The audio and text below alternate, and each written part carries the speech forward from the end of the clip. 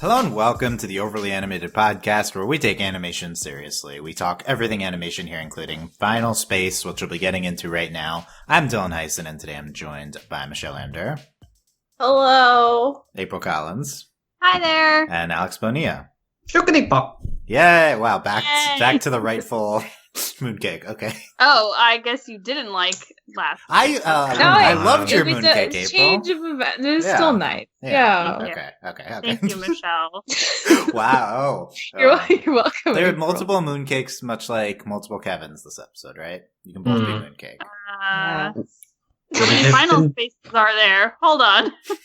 That's the real question. Today we're talking the first times they met. The latest episode of Final Space was aired tonight on Adult Swim. I think this is a clever title. And we talk Final Space every week here at the Overly Animated Podcast. Find us at overlyanimated.com or on your favorite podcatcher by searching Overly Animated Final Space, or on our YouTube at youtube.com/overlyanimated.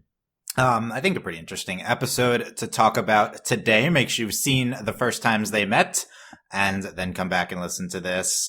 Let's get initial thoughts on this episode. Got to go to Michelle first because there were a lot of K.V.Ns in this episode. Oh my god. I didn't anticipate we'd ever see multiple K.V.Ns after the first season. But it was so wonderful. The whole gag of them basically being an alien homage was the best thing in the world you could do with K.V.Ns, honestly. The Mega K.V.N was wonderfully terrifying, and all their red glowing eyes, and then our K.V.N meaning well, but also not really stopping them, but then brutally murdering the last K.V.N, and then them not dying in space at the very end. It was such a good closer. All the K.V.N stuff was amazing. It just made me love our K.V.N even more. Because look how much he's grown and changed. At least he's not that crazy, right? It makes you kind of respect our K.V.N a little more by comparison. That wasn't really my takeaway from the K.V.N plotline, is look at how much our K.V.N has grown and changed. I don't know. That's why I'm here to let you know that's the real takeaway. I'm glad. Well, that's why I have the expert here. Yeah, the K.V.N expert. Okay. Mm-hmm. Do you have any initial thoughts on the other part of the episode, or just the K.V.N part? Well, we're gonna talk about the Gary Quinn thing. Gary Nightfall, I should say. Quinn's not in the show anymore, but I don't know. I kind of have like mixed. I do think this episode was good for that. I think it's really nice that we got all this stuff, but it also kind of made me start asking a lot more questions about Nightfall, and I was like, oh.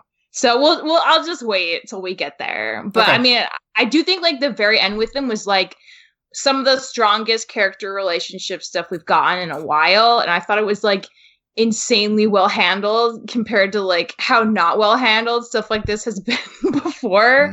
And that was wonderful, and it was very emotional. But the rest of it we'll talk about. Okay. Yeah, that's some high praise, and I assume there's some caveats to come, but okay. That's good. April, what do you think of the first times they met?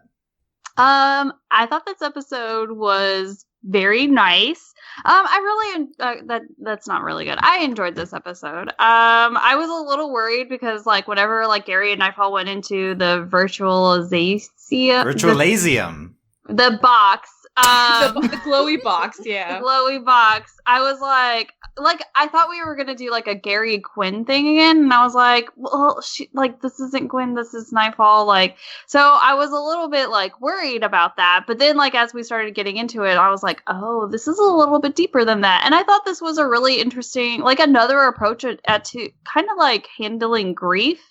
And dealing with like the loss of someone, because like Nightfall even talks about like how like she's never been able to save her Gary, but then she does save a Gary, but it's not hers. So like I guess even like after all of this time, like it's still kind of like dealing with that and addressing that issue within herself. So I thought that was really nice, and I thought all of like the moments like in her timeline with Gary were very sweet.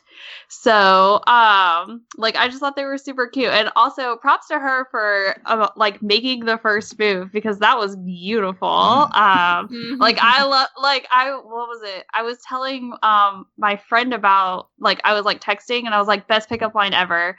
Like, hey, do you know where the closest bar is? Okay, are you coming with me? Like, I just thought that was great. Like, I was like, if only I was single, I would totally use that. But no, so, like, I thought that stuff was, like, nicely handled. The K.V.N stuff, I saw, like, another K.V.N pop up, and I was like, oh my gosh, Michelle, like, I feel your excitement from across the world. So, I think it's that far, but okay. Yeah. It's not that far, but I could feel her excitement, and I was a little bit excited too, and, like, I thought it was really good, and, like, I enjoyed, like, this episode's great for me because not only was I invested in, like, the A plot, but I was also, like, into the B plot as well. So it was just nicely packaged. So yeah, okay, that's good stuff for Maple. Alex, what did you think of the first times they met? So Clarence has a line at the beginning where he's like, I feel so bad for having to watch that. I want to take a bath.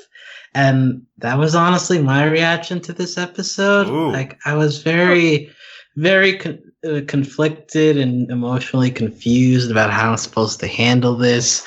I guess it's because Nightfall, for a long time, we've been talking about, like, hey, is she going to be a character someday? It'd be nice if we could do something different. This is her episode.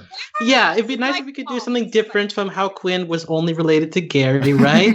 Now we get a Nightfall episode, and all it is connecting it to her, Gary. That's her motivation for all that she's done thus far. So it's well done in terms of, like, being interesting and, like, constructing this alternate reality version, and the emotional beats that they hit are very affecting. But at the same time, I can't let myself enjoy it because it's like, we're doing this again. It's a twist on it, but we're doing it again. So it's hard. So I just feel very confused watching this. Like, I can't feel good for anybody, or I can't feel like anybody is bettered as a character as a result of this. So I don't know what to do with this episode. I am very lost. Like, I need to hear, like, you guys talk it out more about, like, why this is good for them, because I am like totally, like, I feel like the K.V.N's thrown out into space. Like, I'm just like a floor wandering. Like, my brain. It could also be that I'm just not right now in a place to, like, really really handle this. But, like, yeah, I'm very, very confused by this episode. No, I think you have a lot of great points there, Alex. I think that's a lot of how I felt the first time watching this. Is I was a little stuck on, the Nightfall. We've been waiting for Nightfall characterization, and then it's like romance stuff with Gary. I think that's definitely valid. So I'll say, with that as a caveat, and I want to talk about that more, and I think it's great. With that as a caveat, I think this episode's really good.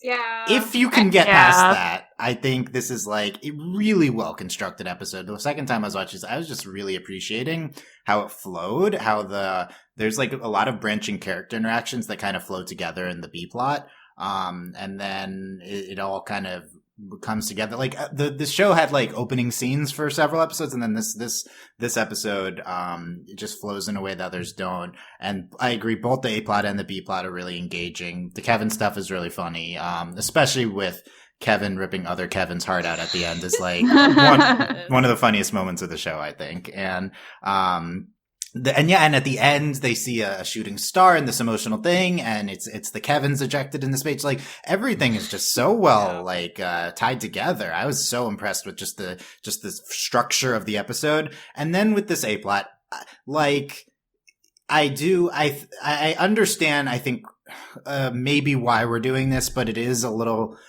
frustrating after some of the season 1 stuff we're frustrated by, but also it's just really well done. And that's the thing. Like, it's really well done. Like, that's my confusion with it. You guys, this is what I meant when I said, like, I have caveats, but, like, I think this was good. Okay. I think the thing we need to understand about Final Space at this point is, like, it's never going to be quite the show we want it to be in some aspects. And I think like that's why the Nightfall thing, because like I've been holding back for a while talking about Nightfall, but like another whole thing with Nightfall is that like this season she's always like there for other people, but like she never has her own thing going on. And if like this was her, you know, everyone's making their character episodes, and this was her, like it's all about her relationship to her Gary. And while that's like valid, because that's like pretty much all we know about her character. Like, what else were they going to do with her? We might say a lot of things, but I mean, in the context of the show, I feel like this was probably inevitably what they had to choose to build off of. That would have made sense based on how they built up her character last season. Yeah, because like all we knew about like our Quinn, was that she had a sister, and that's like it. And I always thought like, well, maybe they're gonna get into what happened to Quinn's sister? No, that's right. Yeah. So I always thought they're gonna get into her family, but they didn't. And I think like Final Space really like for their own reasons, they really want to focus on the relationship stuff when it comes to Nightfall and Quinn. And while like I have qualms with that, and I wish the show went a different direction, like I'm getting to a place where it's like okay, fine show. Like you do your thing. I will look at you based on the thing you do, and I'll try to like compartmentalize, because there are so many good things that do work about this show, but like I think it's also fair to like claim it as like kind of a huge blind spot. I don't know how to reconcile all of it, but like for me, for this episode, the second time I rewatched it, I was basically like, in the context of, you know, Nightfall as a character who's been established, the being around a Gary who's not her Gary, and having her own issues with that, and having an episode to explore that whole thing and reach kind of an uncomfortable sort of closure, but not really closure with that person, and have it be like kind of a sobering, upsetting, but kind of reconciliation for both of them, is like objectively really nice and good. But it's like the minute you start to think about the larger ramifications for Nightfall and Quinn's character, that it starts to fall apart, and you scrutinize it. And you're like, actually, I don't know about this. So like if you're able to kind of do that, then I think it works a little better. But like, that's a very like, depends on who you are, because I could see not being able to do that either. Does that make sense? Yeah, no. Yeah. So my thing that I like to, I guess like the way that I am taking this in order to enjoy it, because it is really enjoyable. And I 100% agree with all of you that like, I've like, and we've always been on the same page that we don't like that Nightfall's character like centers around Gary so much and everything like that. But this could also be like a jumping off point to like distance her from Gary. Like, this is the episode that we needed in order to find her separation from Gary. And that's why, like, I really took it as a lot of, like, this is her dealing with the, like, that grief of that loss, and then her accepting that loss, and now she can move on from it. Because that, or at least, like, that's how I chose to interpret it, and that's what I hope to see from this episode. Because the first time, like, I watched it, I was very blindsided by this episode. Just because I was just like, oh, like, we're doing Gary and Quinn again, but now we're finally doing Gary and Nightfall, and I was like, okay, well, I hope like this doesn't turn into like this is where they fall in love, because like that's not what we want. But and I don't, and I would hope that the creators wouldn't want that either. But I'm glad that this episode happened in the way that it did, and that they've kind of reached this understanding too. Because like when we first met Nightfall, she was kind of aggressive with Gary. She was very and much in the same way that like they met, like she made the first move. She was making like moves on him. And so, and even at the beginning of the episode too. And so I think that's like, it's going to be good for her to now have this separation. Like, this is not my Gary. I can be a person without him now. So that's how I'm choosing to interpret it. But if like her character continues to center around Gary again, then like that'll be a different story. But I don't think that that's going to happen. I think we found that separation finally. Yeah, I really agree with both Michelle and April on the points you're making here. So I like definitely, if this is like the closing of Nightfall's relation to Gary that has already been established, then this is going to work really well, like April said. And I think that likely is. And I also definitely agree with Michelle. Like, it's like the show already did the thing we didn't like. Exactly. This is like, it has to kind of do this with Nightfall. Yeah. There's Based nothing on what else we've seen already, because that's like the only aspect of her character. So like, yeah, you need to address it, and they addressed it really well. And it's like frustrating because it's more of what we saw before, but they didn't finish what we saw before. So I guess you do have to finish it. Like, that's like, so even if they want to move on, then you have to wrap it up here, at least with this Nightfall character. When Quinn comes back, they're gonna have to do more of that stuff. But you know, so that might be frustrating. But like, if this is like the wrapping up of Nightfall in relation to Gary, then like, this is like a really great conclusion to, aspect of Nightfall's character in season 1, which we didn't think was that successful, right? Like her being really aggressive after Gary. This is like so much better than anything they did previously with that. Like, I totally understand why this is happening based on what they set up in season 1. I think it's season 1's fault. I don't think it's this episode's fault, but I do understand if it's like, and I was frustrated too. So that this is what, like, cause we were just so looking forward to a Nightfall episode. I don't think we stopped to consider like, what would it be about? Like, it kind of just has, there's kind of nothing else. About, like, her alternate universe is like, right, going through want. different Garys. Like, there is stuff to do there. I want to see her jump. This all seems like very optimistic takes, and I would like this to be a closing off. But again, like, this feels very optimistic to me, and something that Final Space has not earned for me on this corner. That's definitely fair. It hasn't proven itself that it can do kind of other things other than this Quinn and Gary stuff. But so, yeah, I definitely like, you definitely like have somewhat of a negative reaction because of the Nightfall centering on Gary part. That being said, I don't know, like, this is like episode 9 to me in that it's doing a romance that I don't like, but it's doing it so well. Like, I think episode 9 is like, oh my god, this is so gorgeous. And oh like, my god, oh man. I tore that apart, I remember. And like, Gary and Quinn suck, but this is like amazing in this episode. Like, I feel similarly here. I don't think this is like quite as good as 9, but I think this episode is really, really good. I think this is way better than 9. And I'll say, like, the thing that really sells me on her memories is the Gary she met was like a way better version of the Gary we had in the first season. I mean, part of part of my repulsion of Nightfall being so into Gary was like, it just felt like this creepy validation of everything he'd been doing to Quinn and how much she like didn't want him at the start. But her whole thing with her, Gary, is like, they bump into each other. They're equally into each other. She initiates. He seems like a very like nice, chill, decent human being. And that honestly makes all the difference. Plan. Yeah, he had a 5-year plan. So I think it's interesting that like, she likes her Gary for all these reasons that seem pretty obvious and make a lot of sense. Whereas our Gary, I wonder, like, this didn't happen because like we're supposed to see our Gary as like, you know, he's reformed and he's nice now, but he honestly is like worlds apart in personality than her great, awesome Gary is. And I mean, it makes sense why she's with that Gary, but like, would she be the same with this Gary? Well, I mean, I think that could have been an interesting thing to explore, but it seems like that chapter is now closed. But it gave me a lot of like reasonable context for why she was so into him at first, just because like he looks like Gary. He is a Gary, but it's the little things that make all the difference, and that's why they have to agree to not be a thing, because they don't really actually know each other at all. They had completely different life experiences. Yeah, I think for me, one of the big like takeaways of all the Gary Nightfall stuff is that they're mirrors of each other. Like in Nightfall's universe, she's filling the Gary role. Like, she's approaching Gary where Gary approached Quinn. She's the one that's closing, or Gary's closing the breach for her. Gary's the one that gets lost, and she's to deal with the ramifications. Like, they're in the same spot. It's just in Nightfall's universes.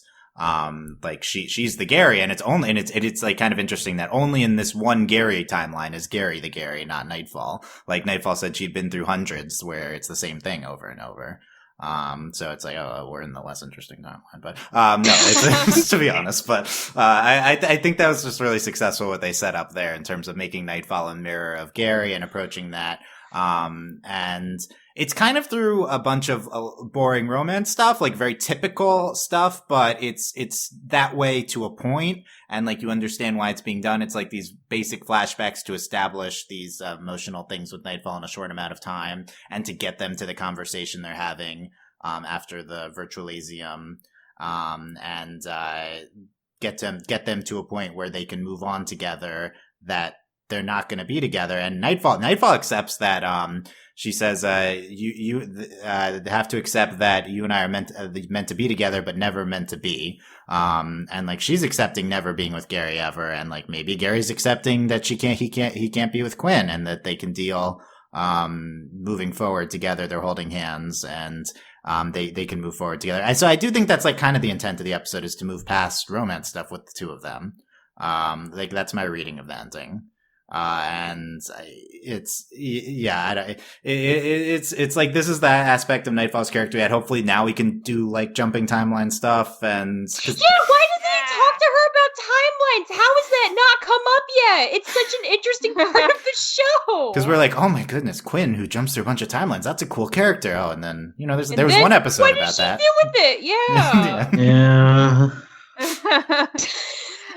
Yeah, I don't know. This is just really gorgeous, this episode. And so I was like, of how well constructed it is. But that ending shot of where they're holding hands and watch the sunrise together, like, it's beautiful. So, like, again, like, same thing with episode 9, where there's that shot of them like in the middle of the garbage tornado, and like everything's falling apart around them, and they're holding each other. It's beautiful. So it's like it's undeniable that they know how to make imagery like very well for this pairing. I feel like, there's this show, more than any like media I've consumed, has me appreciate a relationship I'm not at all into, just because of how incredibly it's presented, like visually at least. Like, I don't know. I've never seen this kind of dynamic before, but I think it just further cements in our minds how well, like, production wise constructed the show is. The fact that even if we're not necessarily invested in the characters or something in this exact moment, then it can still be really effective. I see a lot of episode 9 parallels. It's like the sad version of episode 9. This is the way better version of episode 9. Well, I'll still defend it because it's a better version of Gary. I don't think this version of Gary's that much better. He's very boring, but that's okay. But maybe that's better. The other Gary? No, the virtual Gary in this episode. No, he's great. No, this is the thing, though. Like, you see all those flashbacks of them doing normal date stuff, and it's boring. But, like, it shows such a stark contrast by how mutually enjoyable those dates are, and how much they both want to be on them, versus literally everything the first season being about Gary, like, wearing Quinn down and proving how cool he is to her so that she'll finally accept him. Like, this is a much more enjoyable, stable relationship from the beginning. Well, and it makes me is a synonym for stable. Like, honestly, though. And it makes me just wish, like, that we could have gotten that, and I would have shipped them fine. I really would have. It's done like that. They both just wanted it. Oh man. Yeah, I agree. Boring, stable. Yeah, in media, yes. But I think, like, we talked about this before, but I do think the show is trying to make a commentary on how Gary wasn't a good person, and that stuff with him pursuing Quinn wasn't good. But look, here's the thing: like a missed opportunity here. Show current Gary being kind of insecure about this version of Gary doing things and having Quinn fall in love with her quickly. You can do that. She make Gary be Look, we had moments of Gary being self-reflective in the show before, and we've commended them for when they decide to do those moments. Here is a very good opportunity to do it, and we didn't really get any. All we got was Gary being kind of uncomfortable with them having sex, which is a very natural thing to do. But other than that, like, he's kind of just watching. He's just an observer in this. He's not really reacting to anything until, like, the very, very end, where we get Nightfall, like, saying, like, you're not that version of Gary, so we can't be together. But during all that, he makes no comparison to himself. And I feel like that's something where if you wanted to go down that route of showing that our version of Gary has some stuff in his past that he maybe feels guilty for, here would have been a very good time to do that. And we didn't do it. So it feels like a missed opportunity.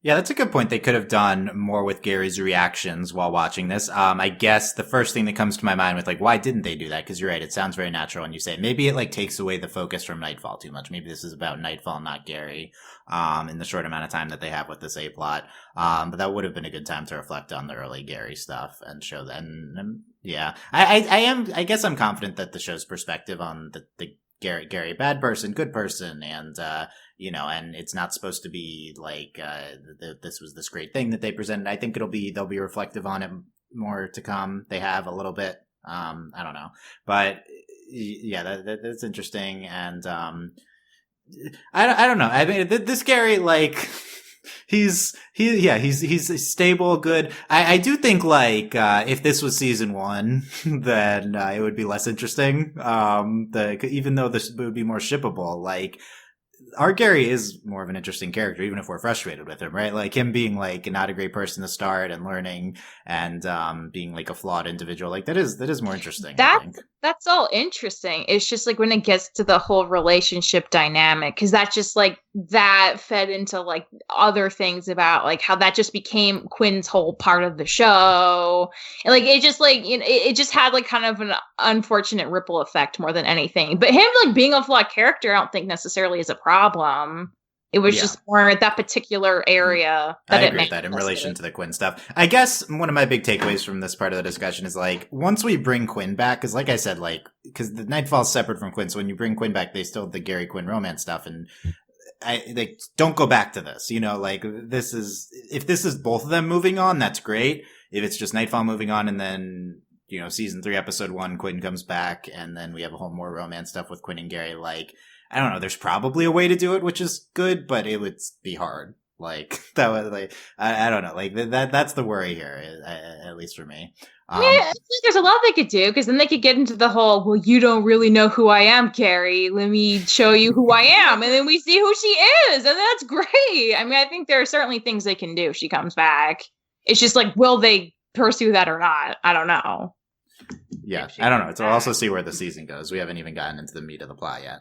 So it's that's the thing. That's another thing right now with where we're 7 episodes. Yeah, no more fetch quest. Where'd that go? I think the fetch quest will continue. But we spent these last 2 episodes, as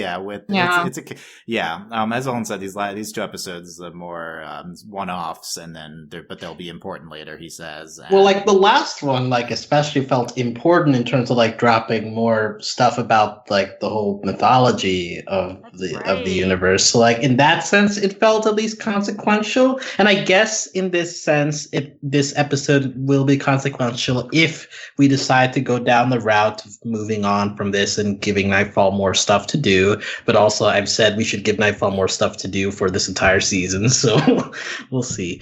But so this may feel consequential later, but right now it definitely feels like, okay, why are we, like, spending so much time away from what was, quote, the overarching story? I think I have maybe a hot take with this. I think I'm fine not doing plot right now with the show. I mean, we're going to go right back to it, but I've enjoyed this 2-episode break. Like, I really like this episode.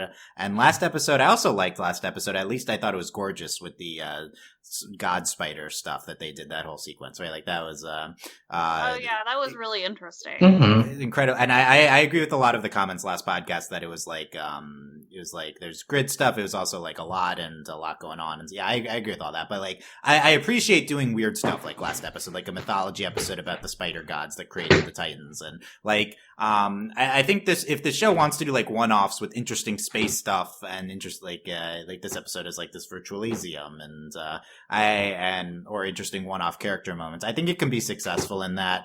I feel like the first few episodes were sometimes, like, half plot, half doing a kind of like a 1-episode thing. I don't know. I feel like these 2 are more successful. I still like episode 4 the best, but, like, I think this is generally a more successful type of episode for the show.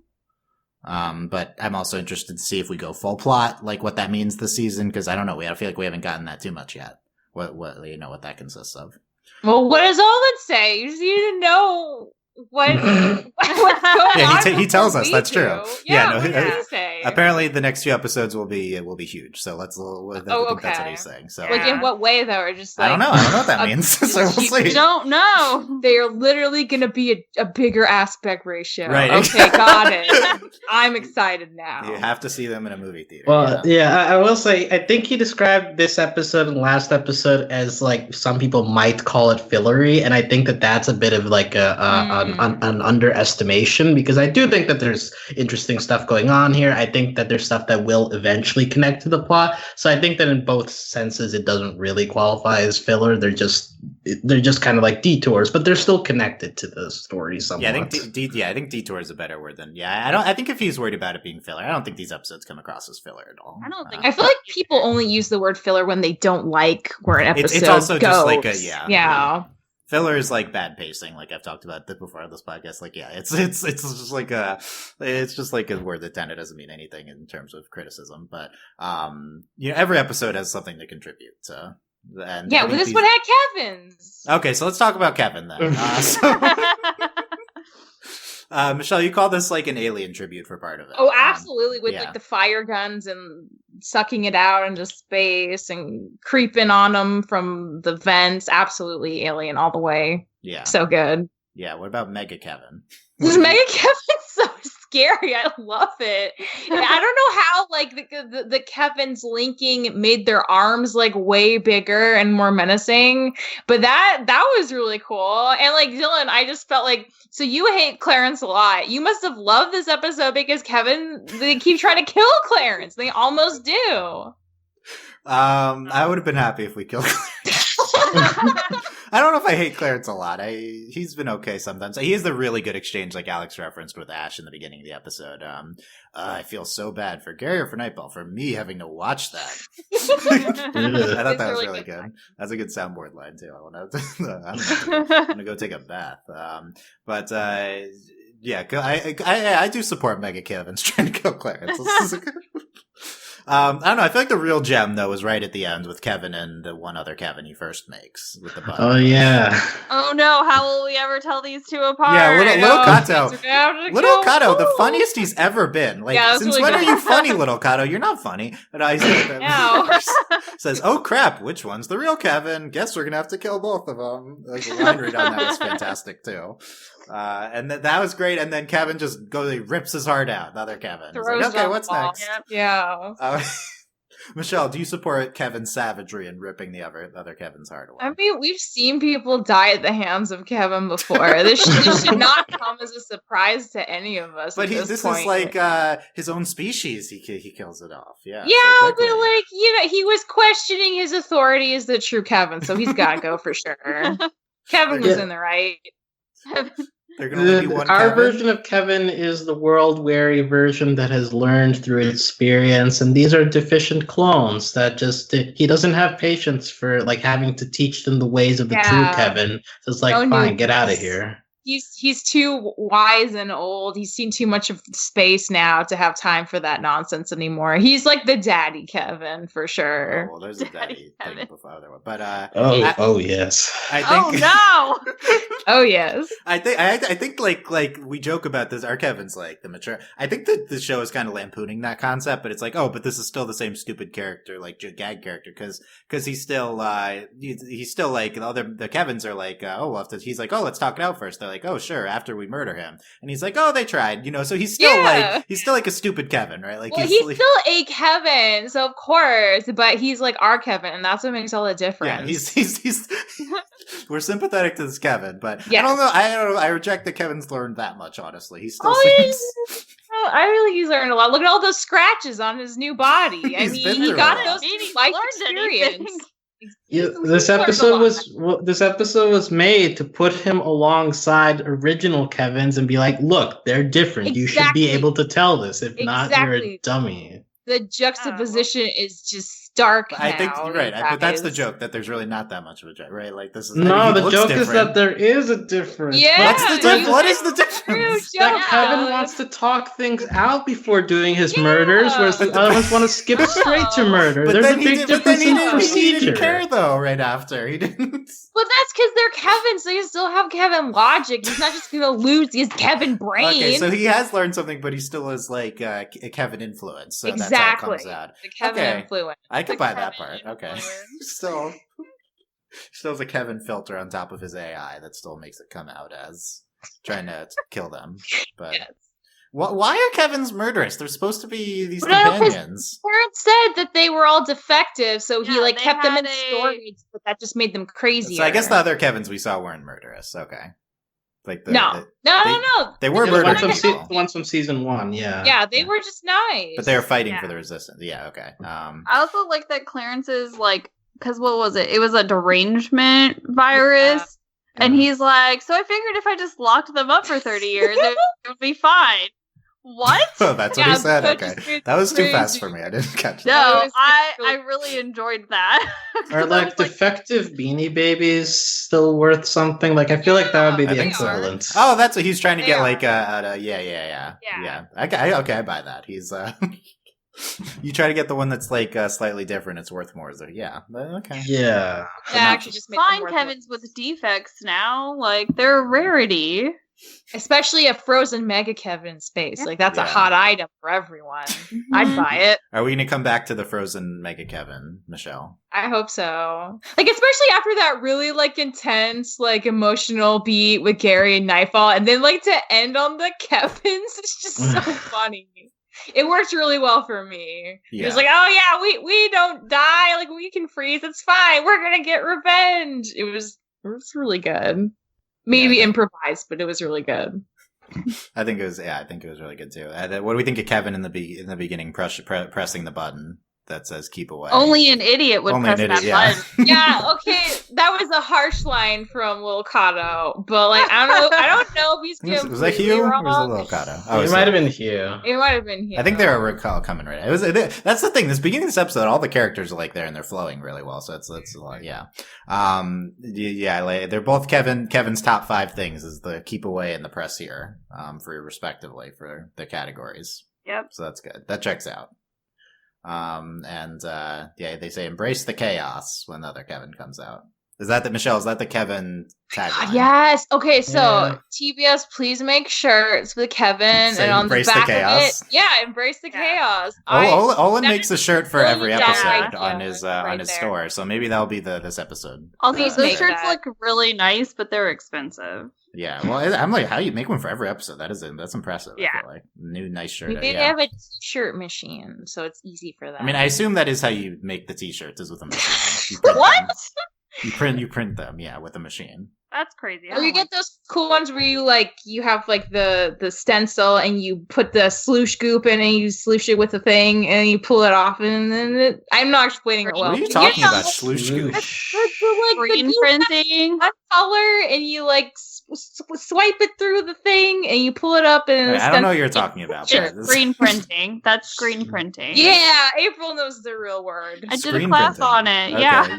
okay, that's good. Michelle's trying to tell me the same Sloosh thing. goop. Yeah, I actually know what this is. Okay. I know what you're describing to me. Please let me tell you what it is. Please. Okay, we'll talk more about sloosh gooping later. But what else we got here? Other characters are doing other stuff in this episode. Gary, we have a great Gary and Little Kato exchange. I like that we're continuing there. Yeah, they're really in sync now and I'm buying it a lot more than I used to. Because it's consistent. It is. Yeah. It's consistently presented. Probably the most consistent thing this season is Gary and Little Kato. Yeah. And yeah, that's why Mooncake's taking a back seat. He's the new Mooncake. sad It's so Mooncake. true. That's why Mooncake only hangs out with you now. Well, yeah, you frightened me like a spooky ghost bump. Ooh, yeah, Ooh. it was cute. Yeah, Mooncake and Hugh. They're like a weird C-plot kind of this episode thing. They're the 2 rejects of the show, and They they've kind been of shunted are. off into their own exile together. It's sad and beautiful, and I feel very much. My dude cake, he calls Mooncake Alex, and then he's Hugh Buttersmooth. What? Is that, Yeah, and is that- Hugh cooks for Mooncake, even though like he has no clue what he's cooking. He comes to realization, like he's like, "Oh, I'm gonna fix this. I have to admit something. I don't know how to fix this." And he's like, but then immediately, like it turns out, it's like, "Oh yeah, now I feel confidence again. Yay!" So Hugh is the most human person on that ship. He goes through the roller coaster of emotions, and you say whoever said that Little Kato is the new Mooncake. I said it, Alex. Michelle, you said it, and you're kind of right, and I feel It's so sad. sad because It it's is like sad. Hugh and Mooncake together have been like pushed off to the side to like do their own little fun shenanigans, but they're not involved anymore. It's like Alex, you sound like, so sad. breaking my heart. This entire episode makes me sad. It's a commentary on their role in the show. Them in the C plot. It's an intentional commentary. That's just literally what's happening on screen right now. It's also what's happening on screen. They're locked in Hugh's little room. Like what? Isn't that like Hugh's room is just like a closet with a bucket, and like Mooncake is also stuck there during this entire episode. I think that's true. When the tower comes back and he's like, "I did it. I'm a god. Yeah, I'm your daddy now." Oh yeah, daddy. Yeah, in the sense that I'm owning you. Yeah. What do you think of that, Alex? Daddy Hugh. I am against the usage of daddy in terms of that, but I approve of Hugh being confident enough to use it. So I'm happy for Hugh that he feels that way, but also don't use. I'm happy that he's using it, but don't use daddy, please. Okay. It's only Hugh can pull it off. Gotcha. But it was like an unearned, unearned confidence. Hugh is still capable of doing things. Let's get Hugh doing things he's actually right. Like we haven't really given anything Hugh to do that he's been like good at. Except feeling secure about Ava. Yeah. Like make pancakes. Hugh could do something. Probably. Like the thing is, they've even made him bad at making pancakes, and nobody wanted to eat them. He's really done nothing good. I mean, that's like the running gag, I guess. Yeah. But maybe I think it'll pay off in the finale when he saves the day for real. And then it'll be like, wow. Like even K.V.N was useful in the first season. Like K.V.N did like a heroic task. I remember that. Yeah, he's. Poor Hugh. We'll see we'll be tracking if Hugh does anything in episodes to come. Okay, we'll see. Where's Hugh's episode in the Virtual Elysium where he like remembers himself when he used to be a big shot AI? Well, would that make enough for 22 minutes of television? Sure, we could look into the deep psyche of a fallen technological person. I mean, like a visual representation of like an AI's past, like it's like that would be like could be really trippy and interesting. But I don't know. I could see that something like that, but because like there's no way to immediately visualize that because he's just on the ship, right? So I don't know how do you show that. Get the soundboard of Hugh saying, "I am a god." Like, okay, we'll get that. No, please. It just sounds so wrong. Like Hugh, excuse you. You might be your own god. But you're certainly nobody else's. Like, let's be real. K.V.N's a true god. He's come through so many times. You had a real argument, and then you were like, "K.V.N's a true god." Like, okay, no, that's part of the real argument. Is Hugh the only one that makes Mooncake food? Like, A, does Mooncake need to eat? And no. 2, is Hugh the only one nice enough to make Mooncake food? No, yeah, that's the. Hugh just enjoys it. Mooncake, so they can't feed him anymore. That's just how it is. We hope for better things from both of these characters to come. Here's another interaction we got this episode. Little Kato and Fox. Little Kato, Fox finds Little Kato's hair in his mouth, and he's talking about he needs to vacate his zones. And there's a lot about zones. Yeah. I think this continues Little Kato being better at the humor side of things. Like you already mentioned, like his joke at the end, and that's really good. And I think that also like his delivery in his interactions with Fox are pretty great. I'm kind of out on Fox right now. Like I feel like I need something different with him because, like, again, we're using the thing at the end of like, what do we do? Cry. I don't know why, but it's happening. Like that's kind of the same thing we've been doing with him, and then him just being very angry in the beginning with Little Kato. Like I don't know. I feel like we need something else with him. On the other hand, Ash is really amazing this episode, and like her pyromaniacness is great. So excited to burn things. And so she's really great, and I really love Ash. And it's a very low key Ash episode, though. Yeah, it's a low key Ash episode, and she's still amazing in it, which I think like proves like how good of an addition she's been. But like Fox in this episode, I feel like it's time to do something different with him. Yeah, Fox's only gag is that he's just high emotions on a big buff dude with a gun. Like that's the whole gag of the character. Like most of the time it's crying. You also get really angry. I do agree we need more to this character. I did like him crying. I like him smiling with Mooncake at the or with Little Kato. because he's the new mooncake at the end with, so that that was a good moment. That was like maybe an actual character relationship moment with Fox. I appreciate Fox's role in the show because this, like, it's kind of a space show is one where a lot of the characters aren't like emotional. So just having a person who's really emotional, I do think is kind of a good idea. But it's just not on, like, it's not executed on a character that's really much of anything right now.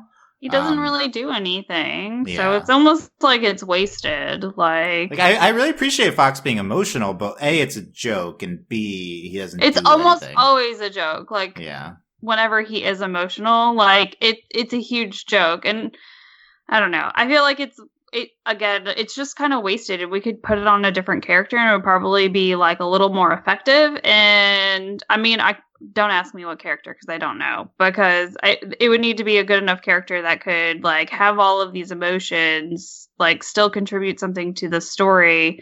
But then still like have a humorous side to them as well. And so that's a lot to put on one character. So I guess I get it that like he's the emotional character, but I just don't like that it's always a joke with him. Well, like, honestly, the one time that it's closest to not being a joke is that, like, wedding C-plot thing, because, like, during his, like, talking through it, it's treated kind of seriously. It ends with the punchline of him getting pushed out of the plane, and that's great. But in the middle of it, his emotionalness is not really taken as a joke, but rather as, like, him, like, actually, like, the humor comes from the absurdity of dealing with a space wedding of a stranger, but his emotionalness is not the actual joke there. So I think, like, that's the closest we've gotten to, like, using him for that, but that was like a C plot, not at all connected to the rest of the episode. So I just wonder, is there a way to do it where you can connect it to the episode? That's fair about that. That's C plot from before. I do think even if it's a joke, him crying, I don't think the show is necessarily intending to delegitimize his emotions. Which I think is maybe okay, but it, again, needs to be on a character with a bigger role. I agree with April. There's nowhere to like, obviously put it. I mean, you could like, Nightfall's new thing now that she's passed over Gary is that she's emotional. No, probably doesn't work, but, no, it's, also, I would be even more upset about that. Right. That would have its own bad, connections, but, so I'm fine with having this as a new character, but he just hasn't done much yet, but it's also just so crowded this season. We're already talking about other characters that haven't done anything, so, like, I think there's a good intent behind all the characters they introduced, maybe except Clarence. Although Clarence has his own role in the show, which has been. We just need to bring that money compass back, and it'll be fine. We just need that money compass. We do need that money compass. I was thinking about the money compass this episode. I can't forget it. We do need to. Like, if they just sneak money compass in like once an episode, that would be great. Yeah, like, I feel like they're probably like, okay, we did this twice. It's going to be annoying now. We can't do it again. No, we want it. The fans give us money compass. More. Give us the money compass. And like, to be fair, he just facilitates these plot lines, I feel like, by having money and owning things. I don't know. Right. Well, I was going to say, like, to be fair, Clarence is kind of getting better to me, honestly. Like, he's getting a little bit more tolerable as the episodes go on. In this episode, like, he's got a couple of good lines, and he's not... I think maybe part of it is that he's not as skeevy in this episode. It's more of just him being, like, rich dude who's kind of... who, like, lets off one-liners, and I think, like, that's the area where I want Clarence to be around. So, like, in this episode, he's pretty good. Yeah, Clarence is honestly fine this episode. He has gotten better. Yeah. I'll give him that. Okay. There you go. I mean, I guess. It started off real bad, so it's bad only up from here. I mean, I do think, he does get good lines, and Conan, like, has a lot of good line reads with him and stuff, but, I don't know. We are really crowded right now in this show. I think we're feeling the effects of that. So I don't know. We'll see how that plays out when you actually have plot going on too. This episode's very character focused, so it's like we got to see a little bit from everyone. Even Hugh and Mooncake very sideline. We got some stuff from them. So when there's actual big plot stuff going on, all these characters, what's going to be happening? We'll see about that. I guess we can go back. We didn't go through the A plot beat by beat, so. I don't know anything else from here. I like Tribor watching during the movies when they. I loved Tribor watching. That was my favorite. Remember in season 1 when Tribor was just like sneaking through Quinn's drawers? That was my reaction. Was like, oh right, Tribor was Quinn's. Tribor got so much better when he was not with Quinn, because every gag with Tribor at that point was just like making her life harder, and it just hurt me to my core. Now Tribor is great. Alternate He's universe. not bothering anyone. He's just being himself. Alternate universe. Gary was better. Alternate universe. Tribor was much funnier too. Early days, right? Like we got. Early days Tribor. We gotta go to that AU for a whole episode. Yeah, we'll do this. We gotta go more of this AU. I like the part where Gary says he sees someone else in Nightfall's eyes, and I'm not your Gary. And then it's the memory section. We see their meeting, and I don't know. One of my biggest reactions, like everything's very normal with Gary and Quinn. Like, yeah, I mean, Nightfall like approached him, but it's like, oh wow, this is like healthy and normal. That was my biggest reaction at the start. Mhm. It's also relatable too. Like it's very normalized, but then it's easy. They probably did that on purpose, just because then like it's easier for the audience to connect with the character. So yeah, I think so. I think that's the intent. It's supposed to be. It is generic romance stuff, but I think it's that on purpose to have you easily get in to deliver the emotional beats that are coming. And then we get the Nightfall's Gary is like materialized there, and Gary's watching them like make out. And then there's the section of like him like proposing to her, the 5-year plan line. Can I ask? Here it says like you have a 5-year plan, and the guy's like, I do. And then Gary does this like thing with his hand to his mouth. Like it's kind of like a. Do you know that the GIF of the guy on the ship on the boat, and he like does that thing where he puts his fist to his mouth, like yeah, or something like. I'm like trying to remember what the guy's name is, but like there's a GIF that Gary poses almost perfectly like, and I can't for the life of me remember what actor it is that's in that GIF. But anyways, if anybody knows what I'm talking about, please comment because it's bothering me. I like that. That's what's stuck in your mind from Yeah. You're like, I have no idea any of what you were just. Yeah. I didn't remember that part of the episode. I don't remember what GIF you're talking about. Because like, I don't know. It's a good background joke because like the scene is centered on like fake Gary and Nightfall, and then our Gary is in the background doing this thing with his hand. It's like, why did you bother to animate this? But they did.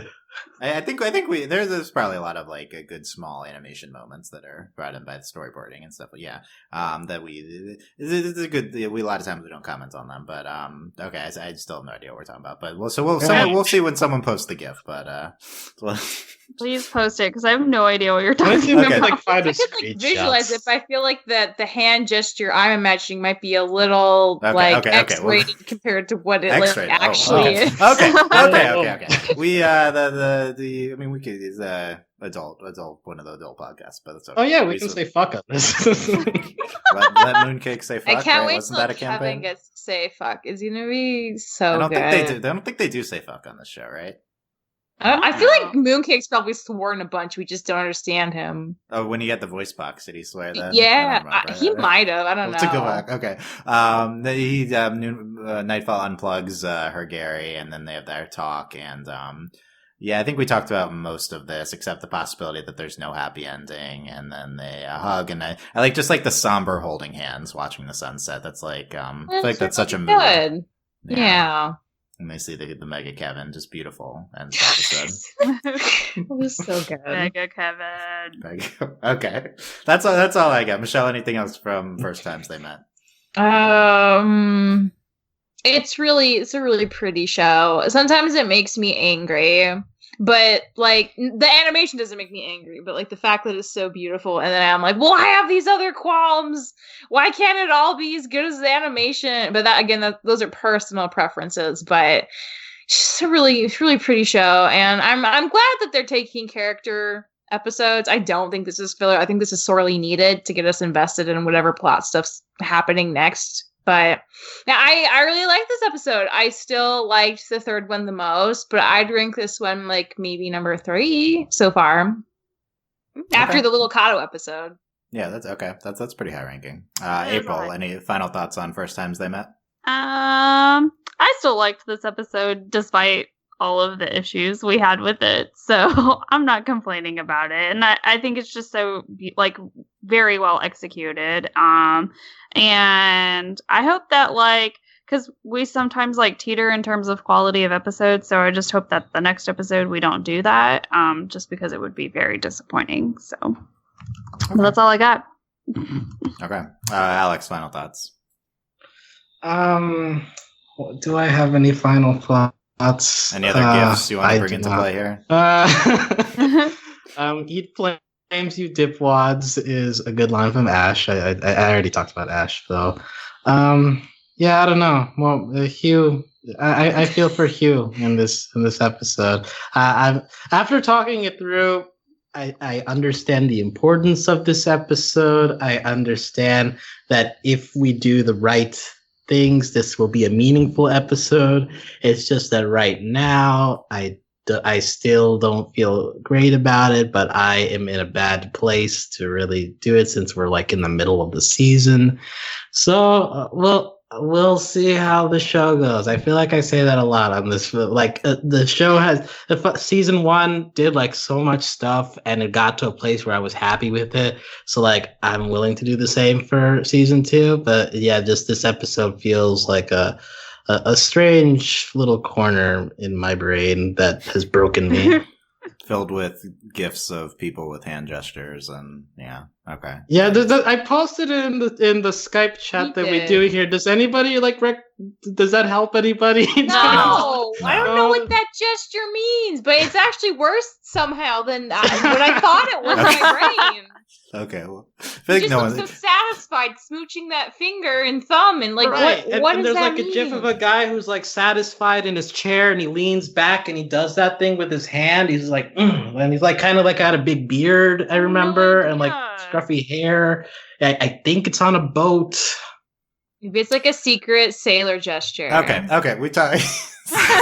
We'll see if people find it. Yeah, this is I did really enjoy this episode. Second favorite of the season by the little cut episode, and it's I don't know. I think Alex had a good point. Like we do a lot. Say we'll see where the show goes. We kind of say that all the time. That for years now. We've really said it at the end of every episode. So that's a little bit of a bad sign, but we're also still early on in the No, but it's a good sign because that means that like we're interested enough in the show to like take their decisions, and even though like at first they seem like, oh well, I don't know, but you've gotten to a place where you trust the show enough to be like, okay, well we'll see where it goes because I know that this is a good show. I've seen enough to say that this is a good show and they'll do something interesting with it. So in the end, I think that's a good decision. Oh, and that reminds me of like the one final thought that I did want to get back to. We use the word boring for the alternate Gary-Quinn relationship a lot. Again, to stress, just because a relationship is stable does not mean it is boring. Like the idea of going to dates to the movies and like giving your girlfriend a sweater in the cold. Like, sure, it's like he takes off his jacket. Yeah. So like, yes, it's all cliche, and you've probably seen it in movies and TV 100 times, but that doesn't necessarily make it boring. That for some people that might do it, and that might be a very romantic thing that they hope they might have somebody someday to do that. But so don't knock it if you don't like it because other people might like it. So it's not boring. It's just different from the wild stallion that is our Gary. Alex, you mean it's different from asking out a girl when you're bull shooting a million aliens in the face? Yes. Yeah, because that's what happened with our Gary. That's terrible. That works for different people. I certainly agree in real life that is not boring, and that's fantastic to have stable, healthy relationship. They could be different in your view of media, or you could like that in media. Different from it being a good thing in real life. A lot of times, good, healthy things in real life are not great TV. That would be the point, I guess. But also, I think if the characters were more sympathetic and the relationship is more sympathetic, then I do think those types of things can be really good. So I feel like it's more about that, but I don't know. Quinn's Gary, Nightfall's Gary, very sympathetic, I guess. I don't know. We don't need to debate them anyway. We'll see if Nightfall's Gary returns to the show. What if Nightfall's Gary comes back and then Quinn comes back and they end up together and not Nightfall and Gary? What if? Would that be like we could see that, or we could do way better things. We could just do more interesting things.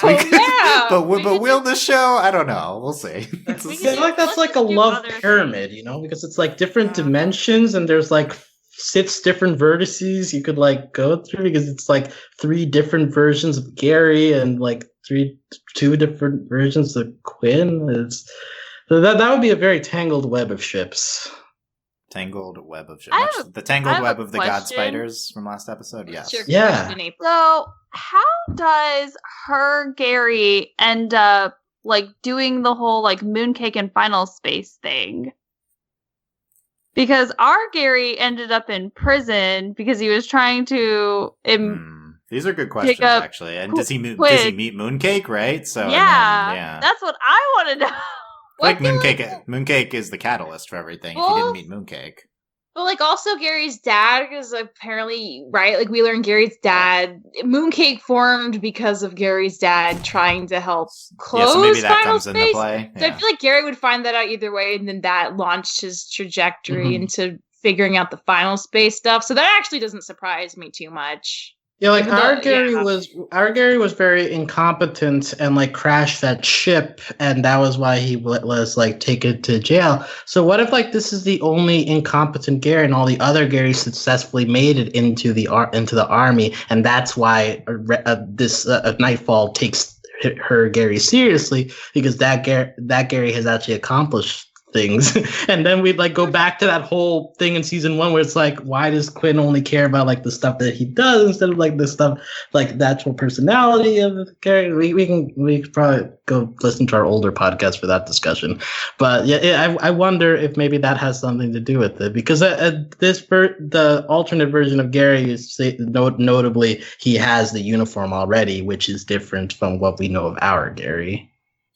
Okay, we'll explore this more in our next podcast, just focusing on alternate universe Gary. AU, yay! Okay, we'll explore this more in our... So many shows doing AUs. Well, what other shows are doing AUs? She-Ra did an AU recently. OK-Ko had a good AU episode. Yeah. I feel like there have been other shows. AU. Okay, I see what you're talking about. That was different, but yeah. Okay. No, it's the same thing. Everybody loves doing like, hey, what would our characters look like if we did a different show? You know why everyone's doing AUs is because our current generation of creators came up writing fanfics. They have the internet. Yeah. It's changed everything. This is actually a good topic. Okay, but yeah, this is... We'll look forward to more AUs to come from... Final Space has all these dimensions and the timelines with Nightfall, so... we haven't like the little... done any of them. Let's go back in time, for crying out loud. I can't believe we haven't done that yet. Yeah. The Little Kato episode was kind of an AU too. It kind of was an AU. Okay, that's it. Let us know what you thought of AUs and the episode and our discussion on the episode. What's your favorite AU fic? Link it in the comments. What does the AU of this podcast look like? Ooh, I don't want to know. Okay, well, that's a Discord Dylan topic. loves Clarence and Michelle hates Kevin. That's the AU. That's a simple terrible AU. It is a sad AU, yeah. Okay, we'll dive, Discord, overlyanimated.com/Discord, at patreon.com/overlyanimated. Thanks to our current patrons, especially our patron podcast, Lily, aka Panda Lily, and thanks as always to our patron executive producers, Ryan, Steve, Alex, Beatrice, Hugh, Michael, and Needle. This is Monday night, so Infinity Train, night 2 will be tomorrow, and Infinity Train is airing all week. That's the show that Final Space fans will probably really like, so we'll be covering that every night on the Infinity Train feed, our main feed. Check that out, and a bunch of other stuff going on at overlyanimated.com. We'll be back for next week's episode. It will be up Tuesday night at best, so look for that Tuesday night, and probably the following week as well. So thank you guys for listening. We will see you then. Bye. Bye. Bye.